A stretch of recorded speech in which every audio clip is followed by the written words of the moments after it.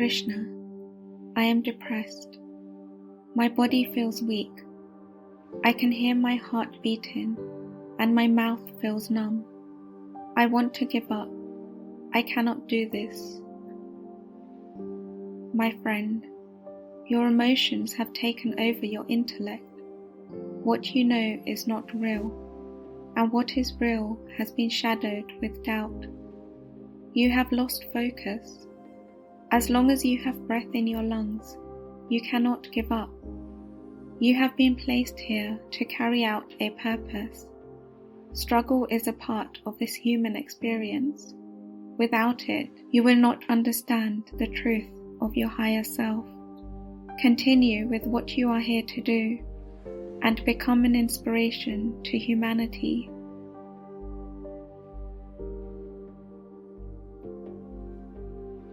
Arjun, why are you filled with so much dread? Take time to understand yourself. I have not created you. You have always existed and will always exist. Carry out your purpose. If you do not carry on, those who look up to you will follow your route, and they too will forget their true nature. Nothing remains with one person forever. What someone had yesterday belongs to someone else today, and what someone has today will belong to another tomorrow. Even if what one owns does not leave them, that person will eventually leave it. That is the law of nature. It is forever changing. Krishna, what do I do? Arjun, strive for knowledge in yoga, which is the art of working in pure consciousness, and you will attain the state beyond all suffering. Krishna, what is the nature of this person like? How do they act? How do they talk? This person takes time to understand their true self. They seek to remain undisturbed by misery, and they do not revel wildly in worldly pleasure. They withdraw their senses from becoming attached to material objects, for they gain the knowledge to conquer the mind. They engage in action that raises the welfare of the world, performing it free from fear, judgment, and attachment. They nurture everything, even when going about their daily life, eating, drinking, sleeping, working, and creating and maintaining relationships, for they find peace within.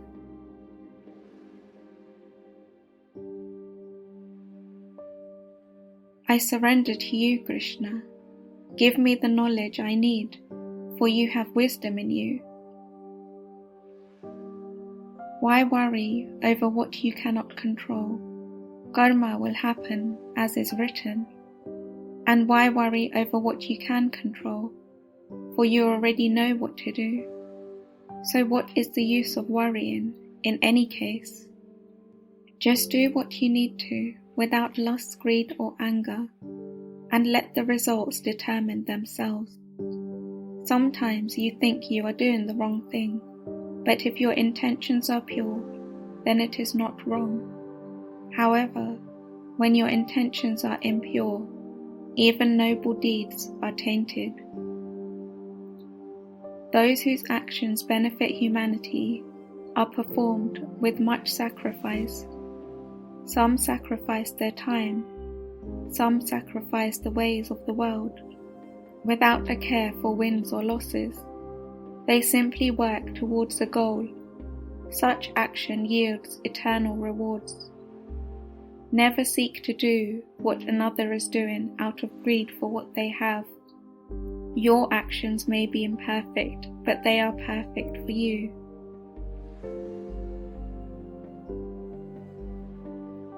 But Krishna, you keep saying that I need to act, yet you say knowledge is better than action. Arjun, I am not telling you simply to act. I am telling you to use knowledge to act. As a human, you cannot act without thinking, and you cannot think without emotions. But the lower emotions, guilt, envy, jealousy, anger, lust, shame, these can all cloud your judgments. Therefore, observe your emotions, dissect them with the intellect, then use the heart to guide correct action, for without heart you will lack compassion.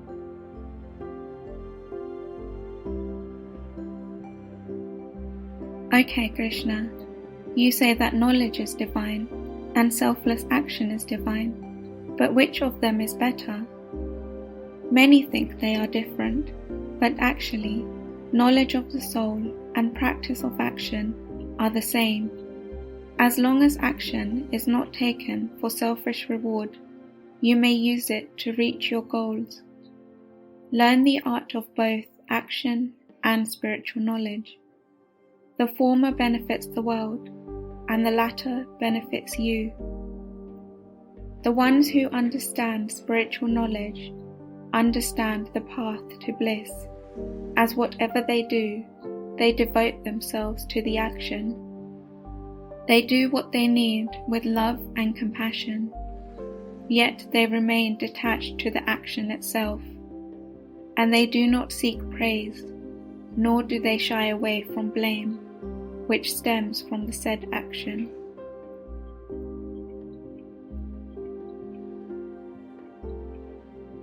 Praise yourself with the power of your mind.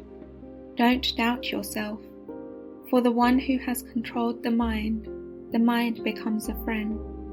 The one who fails to do so, the mind acts as the enemy. The mind is restless, almost impossible to control. It's true what you say, however, with practice and detachment, it can be done. This is the perfection of yoga. That is my opinion. Meditation can help you rise above the mind, which will help you rise above the dualities of the material world. Cold will not bother you, neither will heat. Joy will not bind you, and sorrow will not consume you, and you will view dirt and gold as the same. You will treat everyone, friends and enemies, the good and the bad, the same, because you know that karma is the ultimate. You will remain dedicated to your action through devotion for the divine. No matter the season, you will live in peace.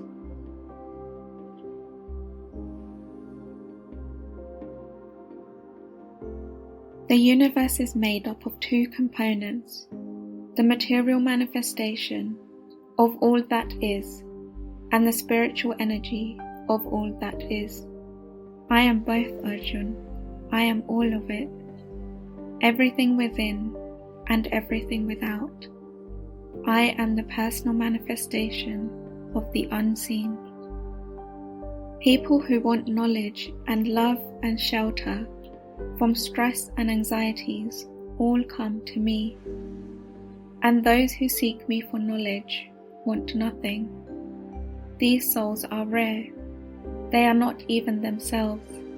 They are me, pure selfless energy, wanting to improve the welfare of the world through wisdom.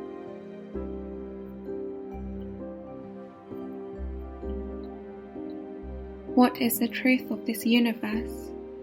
Who am I in reality? What is action? What is nature? Where do the celestial gods fit into this equation? And how do I reach out to you at my hour of death? The eternal, all that is the pure unmanifest form called Brahman. You, in your purest form, are a part of the eternal. Action can be undertaken in thought, deed, and physical. Nature teaches the law of change. I am the celestial gods in different manifest forms, to help different people on different paths. All you need to do is remember my character, and you will come to me. Of this there is no doubt. Arjun, what I am about to reveal is a profound secret. Listen carefully, my friend. I am a neutral observer. I do not get entangled in the actions of anyone. It is your free will and the law of karma that runs the world, and karma is needed to safeguard free will. I only come in this personal form for two reasons: when I am called with love, and where unjust exists, either on earth or in your mind. But I cannot make you do what you do not want to. All I can do is guide you. Arjun, as you have surrendered to me, you have become my vessel, and now I am able to work through you. But this does not happen often. That is why my true nature is not seen or understood by anyone. However, I am available to everyone, no matter who they are or what they have previously done. Even when one offers me the simplest offerings, I give them myself in return.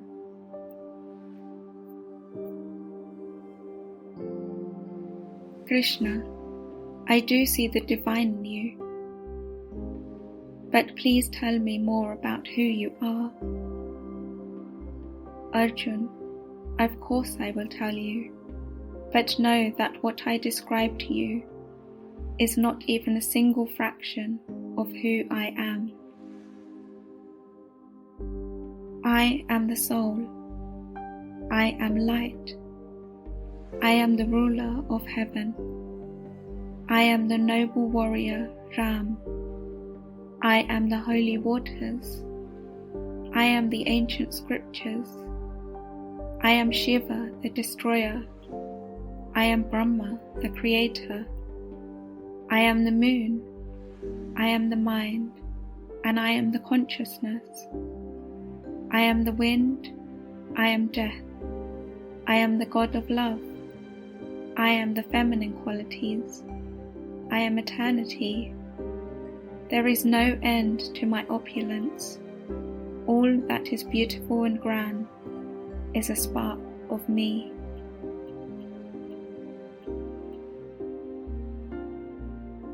Krishna, I think I am beginning to untangle the illusions I held about this temporary world. You have told me about the nature of the soul and the constitution of living beings. You have told me about your eternal glories, which I also see in you.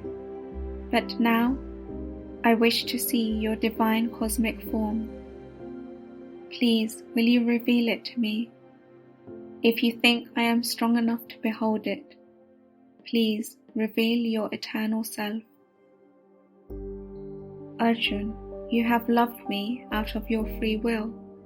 How can I not show you my eternal self? But you cannot see me with your human eyes. Therefore, let me give you divine eyes, and you shall see beyond the reality you know. Arjun, as though meditation now does not have vision of anything but the light of Sri Krishna. All he can see is divinity before him. He sees the whole of existence within Krishna. It is majestic, something he has never witnessed before on earth. He also sees fire within Krishna. On one hand, Krishna is flourishing with greatness, and on the other exists destruction and dread of those who have created selfish actions and hurt others through malice. O Krishna, I am terrified of this form. I am so overwhelmed. I don't know who I am anymore. I am trembling with fear. I have lost my peace of mind. Tell me who you are. I bow before you, you who existed before creation. I want to know who you are, for I do not comprehend this other form of yours. Arjun, I am the source of life, but I am also the source of destruction. I am every duality, but I am also beyond this nature of mind. Thousands may know me, but hardly one will ever understand me. Rise above the dualities of the material world, and you shall know me.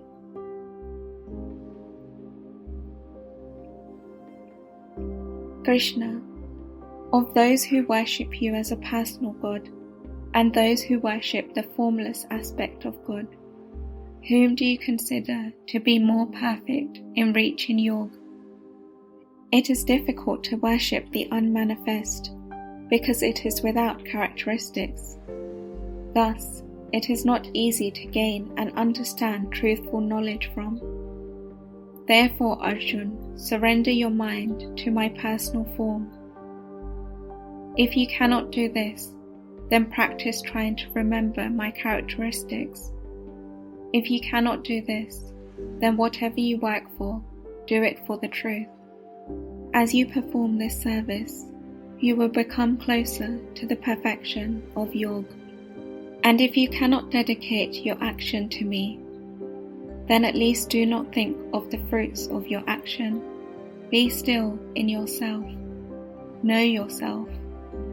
I will send guidance. Let me explain it in simple terms. Knowledge is better than the performance of empty rituals undertaken to satisfy your worldly needs and goods. Better than knowledge is meditation, for meditation gives you the control to control your senses. And better than meditation is to work without rewards, because this is the most peaceful for the human mind. You have a body, so you must act, but you are part of the universe and its order. If you do not have expectations of the outcome, even when you undertake action in life, you will not suffer.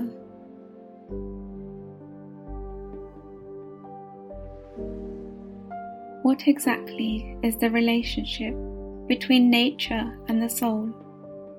What is the field, and who is knower of the field? What is divine knowledge, and what is the goal of this knowledge? Arjun, both material nature and the soul have no beginning and no end. They both simply change with the seasons. The field is the human body, the elements, the ego, the intellect, and a part of consciousness. Everything that happens to you in life affects the field. The knower of the field is the individual soul, which gets entangled to the ways of the material world. I am the knower of all fields, because I am the collected soul. I am divine knowledge. I am the goal, because through me you attain eternity by merging with absolute reality.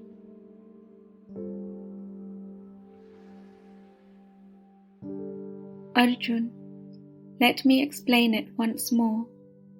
Know nature as the womb. I impregnate it, and all living beings are born. They live in the totality of this substance, the material energy of the womb, also known as nature. You are a part of nature, and so your mind understands and lives within 3 modes. These modes are light, desire, and darkness. The mode of light is pure. It illuminates the world and is the pinnacle of well-being, but it still binds the soul to material nature because it creates an attachment for happiness and worldly knowledge. Such knowledge clouds spiritual wisdom. The mode of desire arises from want and need. It binds the soul through the attachment to fruitive actions, rituals to gain wealth and such. The persons who carry out these rituals do so to gain in return. The mode of darkness arises from illusion. It deludes people, causing ignorance, negligence, laziness, and sleep. None of these modes are evil. They simply exist for different reasons. But as you have become aware of your spiritual being, you should try to rise above them all by learning to remain undisturbed by the dualities of the material world. In life you have ups and downs, but if you cry over losses and rejoice over wins, you will never regain your emotions and you will lose to them.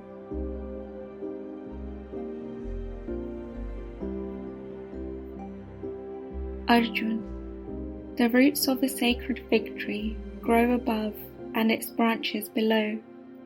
However, both the roots and the branches also extend in upward and downward directions.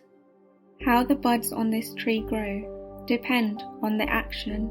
Some give importance to the buds, some give importance to the roots. The true nature of this tree cannot be seen. You cannot see its beginning or its end. You cannot see the eternity of its existence. If you want to get to its core, where the truth lies, you need to see through it. Once you see through it, the illusion of the tree will disappear. Only the truth of this tree will illuminate.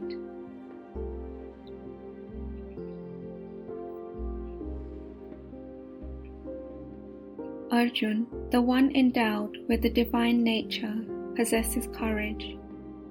They are clean in mind and body. They have a thirst for knowledge, particularly self-knowledge, through the study of moral and truthful teachings.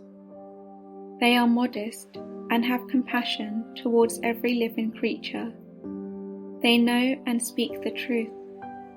They perform non-violent sacrifices. They possess the ability to conquer anger. They renounce. They are non-judgmental. They practice forgiveness. There is an absence of covetousness and a lack of fickleness. They have vigor in patience and love. They have focus and they work towards their goals in life. Persons of the opposite nature cannot comprehend what to do and what not to do. They cannot see much else for the basis of evolution aside from sex gratification. They see no purpose of creation. Holding on to such views, their lust and passion turn into anger and attachment. From this arises obsession, which leads to destruction. They cling to nothing but false ideals of the world. They work with disillusionment, which bears impure results.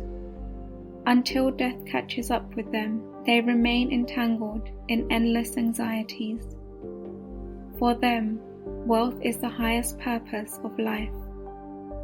And because they are bound by their desires, driven by lust and anger, they strive to accumulate wealth by unjust means, just to gratify their material senses.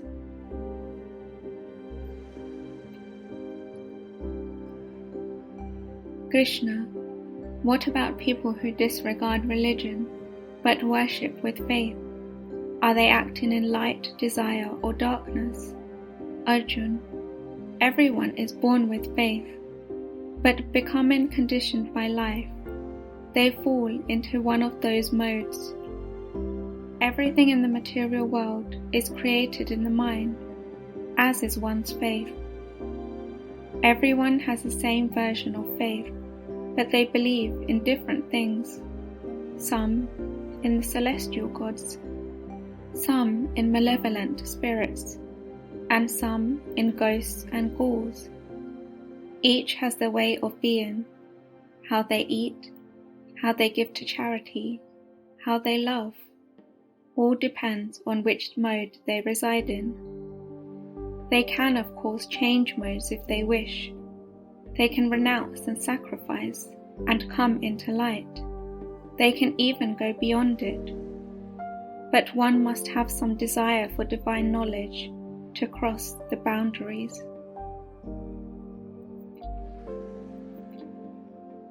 Krishna, my friend, why do we need to renounce and sacrifice in this life? Arjun, when you give up action motivated by desire, you will never gain negative karma, and you will be able to change your destiny, because when you give up the fruits of your actions, you are sacrificing the comforts of life, which is only done through acts of unconditional love. And those acts of love will in return give you a life you could never imagine with your ego leading you. The secret to life is to surrender to life. Just be truthful in your actions and leave the rest to the divine. You will never be let down. Your life is your own experience. Never try to be someone you are not. Just do the best you can with your skills instead of following the perfection of others' paths, for that act will leave you restless. Do you understand what I have just told you, Arjun? Yes, Krishna, I do. Now, Arjun, it is up to you to choose which direction you want to go in life. Do you choose faith or fear? Remember the wisdom I have departed to you, and do as you wish. I have faith in you. Remember to have faith in yourself. You will not fail.